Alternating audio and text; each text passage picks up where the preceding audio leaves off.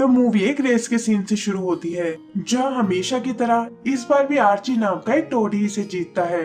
वो एक world famous racer है जिसे पिछले कई सालों से कोई भी नहीं हरा पाया और इसी वजह से उसके लाखों फैंस हैं। इन्हीं में से एक है जी नाम का लोरिस, जो आर्ची वैंगलोरियस से बहुत इम्प्रेस था और खुद भी एक रैली रेसर बनना चाहता है। वो पास ही एक लोरिस कम्युनिटी में अपनी नानी के साथ रहता था, जहाँ लोरिस का एक फेस्टिवल चल रहा है, लेकिन उसकी रेसिंग के चक्कर में वहाँ बहुत तबाही होती है। सभी लोरिस उससे बहुत नाराज होते हैं, सिवाय एक लड़की के, जिसे जी का स्टाइल बहुत पसंद आया था।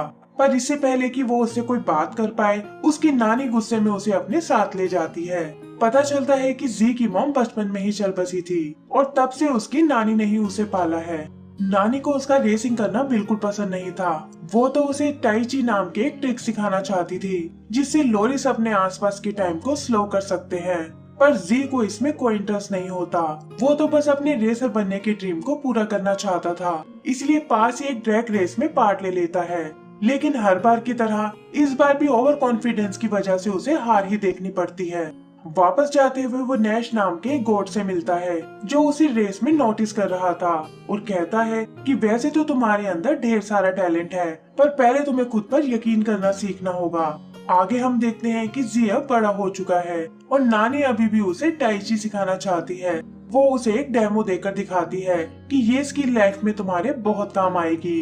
पर जी को अभी भी लगता है कि वो एक रेसर बनने के लिए पैदा हुआ है और एक न एक दिन अपने ड्रीम को जरूर पूरा करेगा। अचानक उन्हें बाहर से कुछ हलचल सुनाई देती है और जाकर वो देखते हैं कि कुछ मशीन्स उनके टाउन को डेमोलिश करने आई हैं। पता चलता है कि ये सब आर्ची वैंगलोरियस का काम है, जिसने बैंक से इस पूरे लोरिस टाउन को खरीद लिया है ताकि इसे डेवलप करके यहाँ एक रिसोर्ट बना सके। वो उन्हें बैंक पेमेंट्स को तुरंत क्लियर करने को बोलता है, वरना लोरिस को ये जगह खाली करनी होगी। नानी ये सुनकर दुखी हो जाती है कि इतना पैसा एक साथ वो कैसे चुका पाएंगे। इस पर जी कहता है कि जरूर ये कोई मिसअंडरस्टैंडिंग है और वो इस बारे में आर्ची से बात करने जाएगा। आगे वो उसके ऑफिस में आता है, जहाँ हर तरफ उसकी जीती हुई ट्रॉफीज रखी हुई थी और जल्दी ही उसकी मुलाकात आर्ची से होती है। जी उसे बहुत समझाता है कि ये घर उसकी मॉम की आखिरी निशानी है, लेकिन आर्ची को उस पर कोई दया नहीं आती। वो उसे सिर्फ 10 दिन का वक्त देता है कि तब तक तुम्हें मेरा सारा पैसा चुकाना होगा। फिर वापस जाते हुए जी की नजर एक खाली केस पर पड़ती है और आर्ची बताता है कि ये मेरी अगली ट्रॉफी के लिए है, जो मैं सिल्क रोड रैली की रेस को जीतकर हासिल करूंगा। जी को ये सुनकर एक आइडिया आता है। वो कहता है कि मैं तुम्हें इस रेस में हरा सकता हूँ और अगर ऐसा हुआ तो तुम हमारे टाउन को नष्ट नहीं करोगे। आर्ची भी कुछ सोचकर उसकी बात मान जाता है और कहता है कि मेरी शर्त मैं तुम्हें टाइम आने पर बताऊंगा। जी इस बारे में नैश को बताता है कि अपने घर को बचाने के लिए वो इस रैली में हिस्सा लेने वाला है। नैश उसे वार्न करता है कि ये रेस बहुत ही टफ है, जिसमें 4 दिन में तुम्हें 4 ट्रैक को पार करना होगा और सबसे बड़ी प्रॉब्लम है कि इस रेस में कोई भी रूल्स नहीं है और आर्ची जरूर इसका फायदा उठाने की कोशिश करेगा। लेकिन जी अपना मन बना चुका था और ये सुनकर नैश उसे अपने साथ एक गैरेज में लेकर आता है। यहाँ जी देखता है कि नैश भी अपने टाइम का बहुत बड़ा रेसर था और इस रेस को जीतने में उसकी मदद करना चाहता है, पर उसकी बस एक ही शर्त है कि जी उसके किसी भी फैसले पर कोई सवाल नहीं करेगा। फिर उसके जाते ही नैश अपनी पुरानी फोटोज देखता है, जिसमें जी की मॉम की भी फोटो है और पता चलता है कि वो एक टाइम पर नैश की रेसिंग पार्टनर थी। अगले दिन नैश उसके लिए कार डिसाइड करता है और वो उसे मॉडिफाई करके एक रेस मशीन में बदल देते हैं। फिर नैश उसकी ट्रेनिंग शुरू करता है, लेकिन देखता है कि जी के अंदर एक बहुत बड़ी कमजोरी है कि लीड लेने के बाद भी वो हमेशा नर्वस हो जाता था। इसे टैकल करने के लिए वो उसे कुछ ट्रिक्स सिखाता है, जिससे उसकी स्किल्स काफी इम्प्रूव हो जाती हैं। आर्ची भी अपने मिनियंस की मदद से उन पर नजर रखे हुए था और उसे पता चलता है कि रेस में जी की मदद नैश करने वाला है। वो नैश की रेसिंग स्किल्स को अच्छे से जानता था कि वो जी को ये रेस आसानी से जिता देगा, इसीलिए उन्हें रोकने के लिए वो एक प्लान बनाता है। अगला दिन रेस का दिन था, जहाँ अलग अलग कंट्री से आई हुई टीम्स को इंट्रोड्यूस किया जाता है और यहाँ जी की दोस्ती एक प्रेग्नेंट सी हॉर्स बर्पे से होती है, जो अपनी वाइफ के साथ इसमें पार्टिसिपेट करने आया था। इसके बाद अनाउंसर रेस के रूल्स बताती है कि इसमें उन्हें 4 दिन में 4 ट्रैक्स पार करने होंगे और जीतने के लिए वो कुछ भी कर सकते हैं। फिर जल्द ही रेस शुरू हो जाती है, जहां आर्ची की मिसाइल्स ने पहले ही आधे पार्टिसिपेंट्स को बाहर कर दिया था। नैश उसे फिर से वार्न करता है कि हमें आर्ची से बचकर रहना होगा और तुम वैसा ही करोगे जैसा कि मैं तुम्हें बताऊंगा।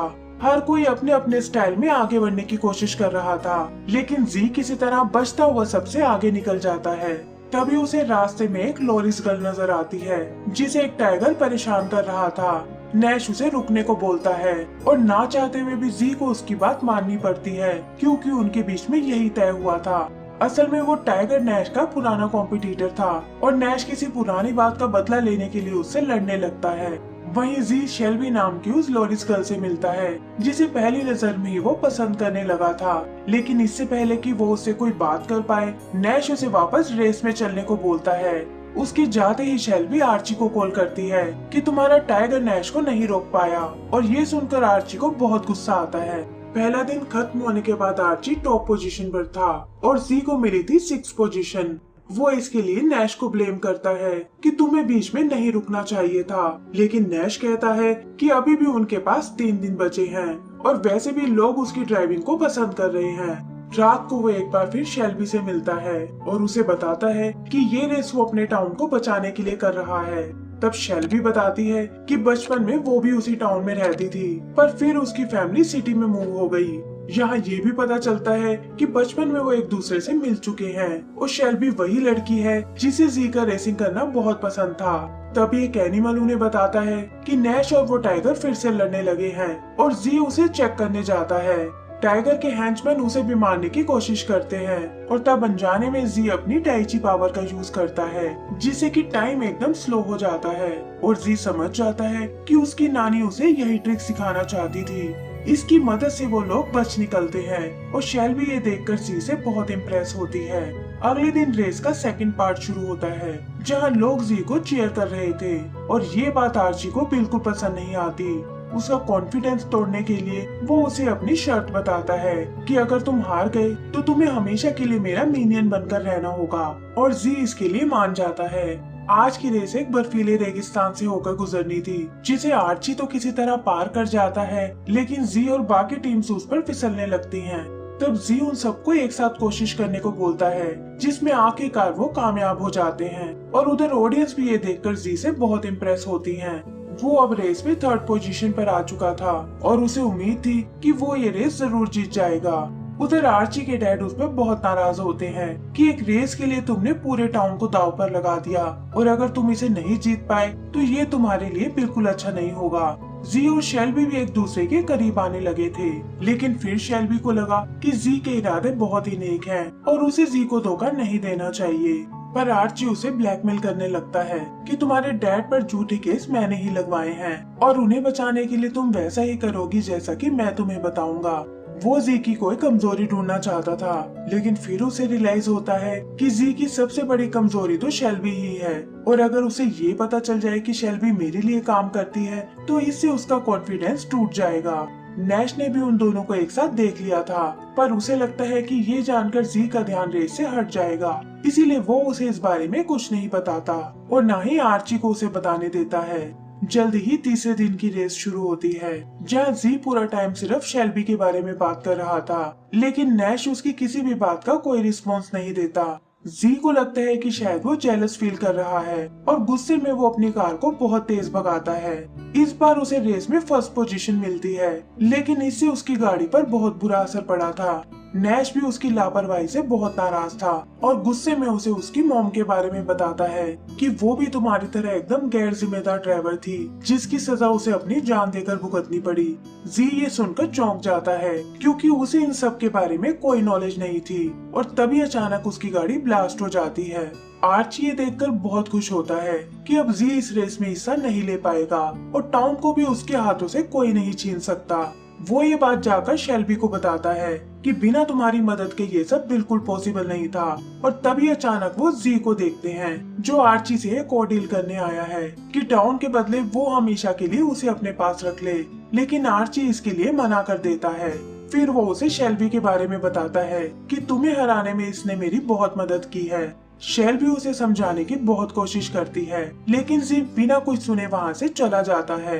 उसे खुद पर बहुत निराशा होती है कि वो चाहकर भी अपने टाउन को नहीं बचा पाया और अब नानी और उसे घर को छोड़कर जाना होगा। नैश भी उदास होकर वापस जाने लगता है, लेकिन तभी उससे मिलने नानी वहाँ आती है और कहती है कि इस बार तुम हार नहीं मान सकते और जी को इस वक्त तुम्हारी सबसे ज्यादा जरूरत है। वहीं जी अकेला टाई ची की प्रैक्टिस कर रहा था और तभी उसे पता चलता है कि बर्फे की डिलीवरी होने वाली है।